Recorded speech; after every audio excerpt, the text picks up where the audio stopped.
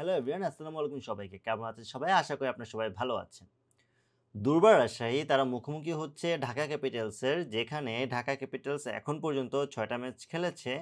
৬ ম্যাচে তারা এখন পর্যন্ত একটা ম্যাচও জিততে পারে নাই। সো তাদের অবস্থান বুঝাই যাচ্ছে পয়েন্ট টেবিলের সবার নিচে এবং কনফিডেন্স লেভেলও সবার নিচে। অন্যদিক থেকে দুর্বার রাজশাহী শুরু থেকেই তাদের টিমটা নিয়ে অনেক কথা হচ্ছিল। বলা হচ্ছিল এটা দুর্বার রাজশাহী নাকি দুর্বল রাজশাহী, যেহেতু তাদের টিমটা একটু উইক বেশি অন্যান্য টিম থেকে। কিন্তু আল্টিমেটলি তারা এখন পর্যন্ত ৫টা ম্যাচ খেলে তারা ৪ পয়েন্ট নিয়ে ফেলেছে। তারা একটা ম্যাচ ঢাকাকে হারিয়েছে এবং আরেকটা ম্যাচ তারা খুলনাকে হারিয়েছে। সো লাস্ট ম্যাচ তারা খুলনার সাথে জেতাতে তাদের কনফিডেন্স লেভেল অনেকটুকুই বুস্ট হয়েছে এবং তারা মোটামুটি তাদের কম্বিনেশনটা পেয়ে গেছে। বাট প্রবলেম যেটা সেটা হচ্ছে তারা আল্টিমেটলি তাদের ফরেন প্লেয়ারে খুব ভালো স্ট্রাগল ফিল করতেছে। বাট আমার মনে হয় এই জায়গাটাতে তারা যদি ফরেন প্লেয়ার আনতে পারে সেটা তাদের জন্য প্লাস পয়েন্ট হবে। অলরেডি তাদের ৪ জন বিদেশি প্লেয়ার আসতেছে এটা শোনা যাচ্ছে। তাদের যে টিমের যে ওনার তিনিও বলেছেন যে ৪ জন ফরেন প্লেয়ার আনছেন।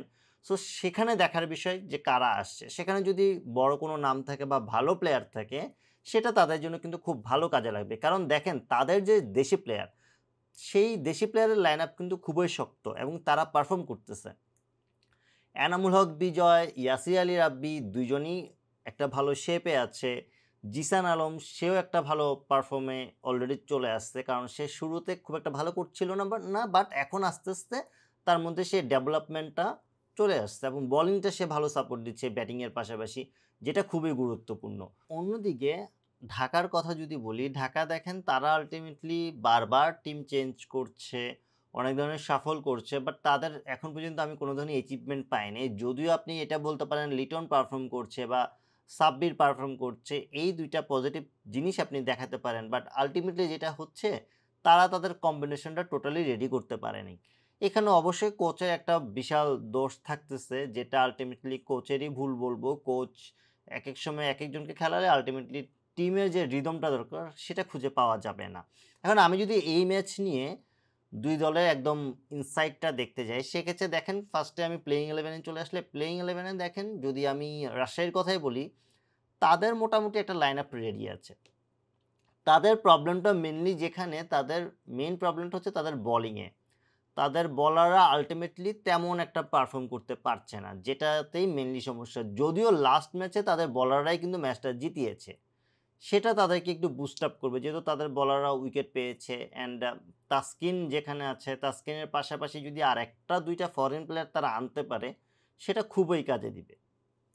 অলরেডি তারা ৩-৪ জন প্লেয়ারের সাথে যোগাযোগ করেছে বা তাদের সাথে যোগ দিয়েছে। সেখানে নাথান এডওয়ার্ডের কথা শোনা যাচ্ছে। যদিও খুব যে বড় নাম ব্যাপারটা এমন না। বাট খেলাতে পারে। খেলিয়ে দেখতে পারে আসলে কেমন করে। বাট এটা আসলে বোঝা যাবে ম্যাচের কন্ডিশনের উপরে। কিন্তু রাজশাহীর যে জিনিসটা খুব স্ট্রং পয়েন্ট আমার মনে হলো সেটা হচ্ছে ইয়াসির আলী রাব্বি একটা ভালো রিদমে আছে। মোহাম্মদ হ্যারিস সেও শুরুতে রান এনে দিচ্ছে টুকটাক করে যতটুকু পারছে। রায়ান বার্ল একটা সাপোর্ট দিচ্ছে ভালো। সো এটাও একটা প্লাস পয়েন্ট। এনামুল হক বিজয় সে শুরুতে যতটুকু পারছে, যদিও সবগুলো ম্যাচে ভালো করে নাই বাট সে ভালো একটা রানে আছে। আকবর আলী আছে। সো এই জিনিসগুলো আল্টিমেটলি যেটা হচ্ছে রাজশাহীর জন্য একটা ভালো সাপোর্ট। যদিও রাজশাহীর বোলিং সেটটাই সবথেকে দুর্বল। তারা আল্টিমেটলি যেটাতে সমস্যা পড়তেছে তাসকিনের পরে তাসকিনকে সাপোর্ট দিবে এমন প্লেয়ার পাওয়া যাচ্ছে না। জিশান বল করাতে আল্টিমেটলি যেটা সুবিধা হয়েছে, জিশান, রায়ান বার্ল এরা একটা সাপোর্ট দিতে পারতেছে। মোটামুটি একটা শুরুটা যতটুকু তাদের সাপোর্ট দেওয়া দরকার সেটা জিশান করে দিতে পারতেছে।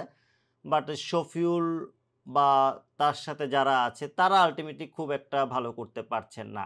সো এখানে আমার মনে হয় সাব্বির হোসেনকেও তারা খেলাচ্ছে। সো সাব্বির হোসেন এখন পর্যন্ত সে ধরনের পারফর্ম করতে পারে না। বাট সে যেহেতু অলরাউন্ডার হিসেবে খেলছে, আমার কাছে মনে হয় না সেটা নেগেটিভ সাইড হবে।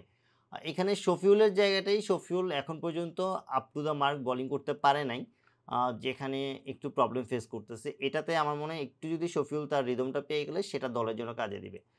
বাট ঢাকার দিকে যদি আসি, ঢাকার আল্টিমেটলি যে সমস্যা তাদেরও সেম সমস্যা, তাদের বোলিংটা সবথেকে বেশি সমস্যা। তারা লাস্ট ২ ম্যাচে তাদের দেখা গেল সাব্বির রান করেছে, লিটন রান করেছে।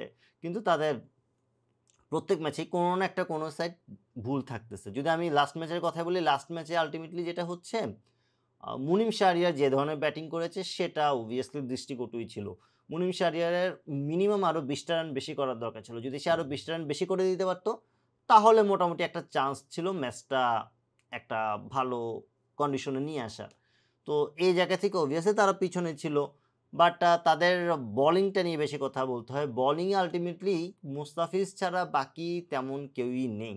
যারা আছে তারা কেউই আপ টু দ্য মার্ক না। ফরেন প্লেয়ারের কথা বলি, দেশি প্লেয়ারের কথা বলি, কেউই তেমন একটা আপ টু দ্য মার্ক না। তো এই জায়গা থেকে আমার মনে হয় তাদের আরেকটা বড় ভুল হচ্ছে তাদের ক্যাপ্টেন্সিটা আমার মতে পেরেরাকে দেওয়া উচিত হয়নি। ক্যাপ্টেন্সিটা আল্টিমেটলি দেশীয় প্লেয়ার কাউকে দিলে ভালো হতো। সেটা লিটনকে দিলেও তারা দিতে পারত। সেটা তাদের জন্যই ভালো হতো। এই ম্যাচের প্রেডিকশন নিয়ে যদি আমি কথা বলি, প্রেডিকশনে আমার কাছে অবভিয়াসলি এগিয়ে থাকবে দুর্বার রাজশাহী। তার অন্যতম কারণ হচ্ছে তাদের যে ধরনের রিদমটা দরকার বা কম্বিনেশনটা দরকার তারা এটা মোটামুটি পেয়ে গেছে। তাদের একটা নিজেদের দল নিয়ে ভালো একটা আইডিয়া আছে। তারা জানে কিভাবে ম্যাচটা শেষ করতে হবে। যেহেতু অলরেডি ২টা ম্যাচ জিতে গেছে, বিশেষ করে লাস্ট ম্যাচ খুলনার সাথে জেতাটা তাদের জন্য অনেক বড় ধরনের কনফিডেন্স বুস্ট আপ করবে। অন্যদিকে ঢাকার অবস্থান আসলে যেহেতু তলানিতে তাদের কনফিডেন্স একদম লো। সো এই জায়গা থেকে ঢাকা এমনিতেই পিছিয়ে আছে। বাট শক্তিমত্তার দিক দিয়েও আমার কাছে মনে হয় না, যদি না লিটন, তানজিম তানজিদ তামিম, তারপর হচ্ছে সাব্বির, এরা যদি পারফর্ম করে সেক্ষেত্রে হয়তোবা কিছুটা চেঞ্জ আনতে পারে। বাট সিলেটের মাঠে আল্টিমেটলি ২০০ রান টার্গেট দিলেও সেটা সেফ না। সো এখান থেকে আমার মনে হয় ম্যাচটা হয়তোবা ভালো একটা ফাইট হবে, বাট আল্টিমেটলি একটু এগিয়ে থাকবে দুর্বার রাজশাহী। আপনার মতে এই ম্যাচের প্রেডিকশন কি হবে বা কারা জিততে পারে বা প্লেইং 11-এ কারা থাকবে অবশ্যই কমেন্ট করে জানাবেন। ভিডিওটি ভালো লাগলে লাইক, কমেন্ট, শেয়ার এবং সাবস্ক্রাইব করে পাশে থাকবেন। আল্লাহ হাফেজ।